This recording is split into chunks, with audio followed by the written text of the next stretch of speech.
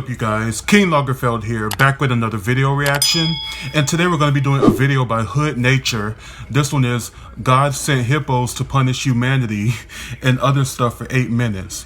Now, when it comes to hippos, I've heard very horrific things about them. I mean, they look like friendly animals, but I've heard that they kill more people than like even I think lions or alligators. Like it's a huge number. They get rid of more people than a lot of other animals, and that's something that you wouldn't assume, because we've always learned that, you know, hippos are nice, hungry hippos. They look so happy, but yeah, I guess they're kind of evil. But let's go ahead and get into this video and learn some more about hippos and other animals for 8 minutes. Let's get into it. I think Moto Is it running underwater? You want to know the funny part about that video? Hippos normally don't swim. They're so heavy that they sink to the bottom, so they usually just walk along the lake floor. That hippo was literally sprinting underwater towards that boat. And I don't know what the hell got Moto so motivated, but all I saw was malicious intent. Hippos aren't just the most aggressive animals. He was running underwater that fast? To ever have a pulse. Not only can they clap crocodiles in half, these Bundy horses will murk animals that are literally zero threat to them. This hippo straight up dominated an antelope for no reason other than, I guess, the poor animal was breathing too loud and the hippo chose death penalty. Also, this is what happens when a lion tests a hippo's hood. They have one of the most devastating overbites of any animal, with a bite force of about 2,000 pounds of force respectfully.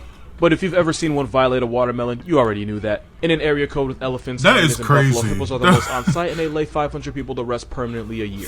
But God can't help you if they catch you in the water, because they've been known to capsize small boats to maul anyone that falls in, either by drowning them, chewing them into human applesauce, or straight up swallowing them whole. And don't think you finna get on their good side. This man adopted an orphan baby hippo only to get brutally mauled and mutilated by the same hippo in the same river he rescued it from. Hippos have no soul. They answer to no God. Moral of this video: if you ever see a hippo yawn, you could be the one going to sleep. Even a hippo that you raised can turn on you. That's crazy. That's wild. And what was that? Well, if you're watching this, it means community guidelines hasn't taken my ass yet. You probably want to know what in the hell this X-rated Pokemon is. It's Nemurti, also known as a ribbon worm, and that nonsense you just watched is how they hunt. The worm shoots out its proboscis, which it uses to wrap around its prey and immobilize it with sticky, toxic secretions, only to end the nightmare by pulling it back into its mouth.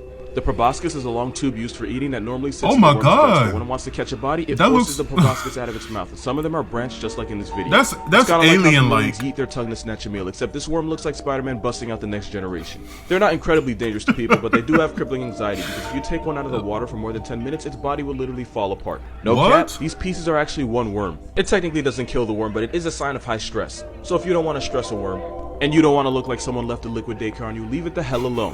Respectfully. That's crazy. That looks like something out of a sci-fi movie.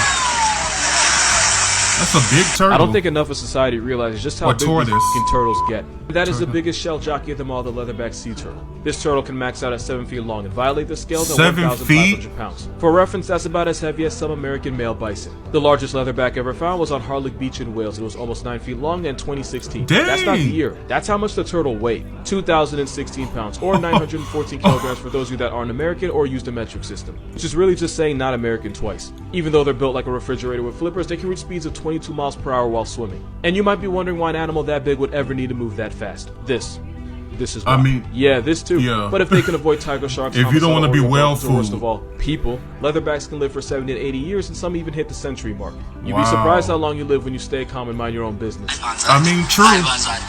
That's true for turtles and humans. Mind your business and you live long. But two things: one, that is 100% a female, and two, that's not a. This isn't what it looks like. Hyenas live in female-dominated societies where having a boner is actually a sign of weakness. If two hyenas in a clan interact, the hyena that ranks lower in the hierarchy is the one that'll stand at attention, and this usually happens between two females. Basically, hyenas take feminism so far that getting bricked up is considered an act of submission. Also, that pseudo thing that I'm not allowed to say because of guidelines is actually another thing that I'm not allowed to say. I'm just gonna call it obliterous. Because nature has something against hyenas, females have to give birth through that obliterous. And it's an incredibly painful process for the mother, the cub, anybody watching. It's just bad for everyone involved. They have to give moral of this birth video, through? If you ever pickled out in front of a hyena, according to hyena no, culture, that sounds too painful. But if you do get difficult in front of a hyena, you might have bigger personal issues to work on, good buddy. Your mind's been blown. Think about elephants. Have boobs. I'm never gonna think of Dumbo's. What? I'm not gonna lie, I kinda thought we already knew about elephant boobs, but I can give you something much, much worse. Have you ever seen a dolphin's rack? Because if you have, You're a liar and you really need to work on that. You're a liar because a dolphin's milk-giving area is found inside openings on either side of its anus. Not only that, but a dolphin's nippular area is actually inverted. To get the milk and, live, the baby dolphin will stick its beak inside her mammary slit and then gently nudge the mother, who will proceed to squirt the milk into the baby's mouth. One of these days, God oh my God, that sounds disgusting. The people that get triggered by public breastfeeding better be glad we're nothing like dolphins, because if so they have to get the milk from the back area. To be fair, dolphins only live like this because they're stuck underwater. Okay. The mother can control when she ejects the milk. I so might starve if that was also, dolphin milk has high me. fat content, meaning it can pass the water and not get dissolved before it reaches the baby. Also, dolphin milk is oily, bitter, and not very sweet tasting. I don't want to know how we know that. I don't want to know either. Mama's milk for 2 to 3 years. This probably explains why dolphins are a menace to society. When you spend that much time feeding right next to an asshole, it's only fair that you become one. You are what you eat, being down bad, and there's being this beetle. So the flower beetle, right? The competition for females is so high that it causes the males to do some of the most down atrocious things I've ever heard of. Because male flower beetles are bisexual, and half the time they're mating, they're actually mounting another male. They'll even go as far as to release inside them. But there's actually a reason for this. Basically, by injecting another male with their own baby maker, if that male mates with a female, it's possible that the love juice it'll be their DNA. Wow. Meaning it's possible for a male to knock up a female without ever meeting her because he turned his competition into a walking spank bank. And believe it or not, a lot of male insects actually swing the other way, but not by choice. A lot of times insects can't tell the difference. And the other bug has to end up raising them too. Actually better off mating with a and they're not even his. Possible, even if you get it wrong sometimes, then you are by being stingy and possibly missing out on an opportunity. Also, don't ask me how I got this picture. I'm not proud of it. But none of that compares to the depths of hell the flower beetle goes to. So whoever DM me and ask me what's the most sus animal out there, there's your answer. Follow me on Instagram, please and thank you. There's a type of dog that'll run fades with tigers? Meet the dhole. It's a wild canid found all over Asia, but especially India, Tibet, and Pakistan. They roll in packs of 5 to 12, but it can be up to 30 of them. Oof. They're more social than wolves, and because there's less competition for food, they're less territorial and there isn't much of a hierarchy. They're basically hippie wolves. They hunt prey by running them down, biting their nose, and then forcing them to the ground. Sometimes they'll go for the eyes and blind their victim, and once they have them down, they'll rip their stomach open and disembowel them. Since they don't mercy kill like cats, it can take up to 15 minutes for the prey to make it to God's door, but by then the dholes have already started eating. Ooh. On a wholesome note, they let the pups eat first because the pack prioritizes the weakest and youngest members. Because their grocery list is almost the entire jungle census, they often compete with tigers and leopards. It hasn't been confirmed, but allegedly they put tigers on t-shirts because they are exactly what chihuahuas think they are. They'll often jump tigers and then force them into the trees. Since a tiger can erase a dhole with one swipe, the dogs only act tough when they have the squad behind them. They've also been known to straight up punk leopards out of food. But don't get it twisted. If a leopard or a tiger catches a dhole slipping, it's curtains. I'm sure. But these Asian Kujos will pocket check bears, tigers, and leopards, but never keep the same. They can probably only attack in packs. You might not like me for this one. It might hurt some feelings, but it needs to be said. I don't see it. This guy right here, the honey badger.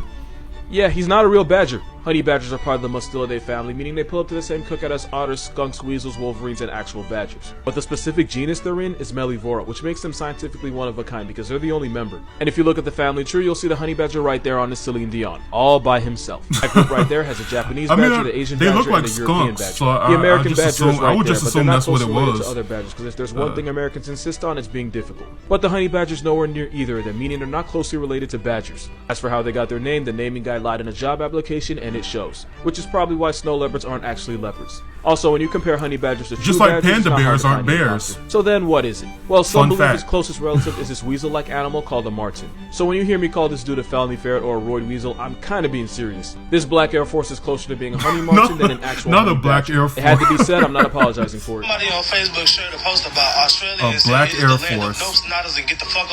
And from the way y'all tagged me in that video, I guess it's my job to explain what this Oreo-flavored body snatcher is. What is that? Is that a bird? The largest type of anemone found off the coast. Is it a bird? Is it a plane? Exactly where it is. But bro had the right idea. Tell. The only thing you need to remember is to stay the God-fearing away from this thing, because not only can they sting you, it could take months for you to heal. Keep in mind that anemone are part of the Cnidaria family. I'm not even finna lecture you. The only names you need to remember are jellyfish and man-o-war, because those it's cousins. Their tentacles have papillae, which are covered in large explosive stinging cells called nematocysts, which will introduce themselves to your skin if this satanic Pokemon feels threatened. The tentacles end with a swollen tip that's also covered in excruciating painful venom. Difference between this thing and your ex, if bro hits that's one of my biggest fears is like being poisoned but y'all are really by an animal.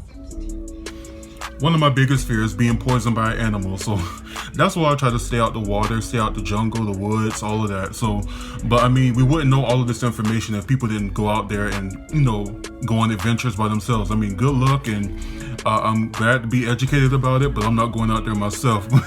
These videos about hood nature, they're always so educational. Yeah, hippos, I mean, they're like the unassuming maniac of the wild. I would never go by one now, knowing what I know. They're not like the ones from Madagascar. Yeah, that worm was weird too. I mean, But yeah, you guys, it's always interesting to learn about animals, especially from Hood Nature. He always makes it funny too. His jokes are really funny. But let me know what you guys thought about this in the comments down below. Let me know if you want more Hood Nature videos. And until next time, be blessed, be your best, and keep down the stress, and stay away from hippos. Bye, guys.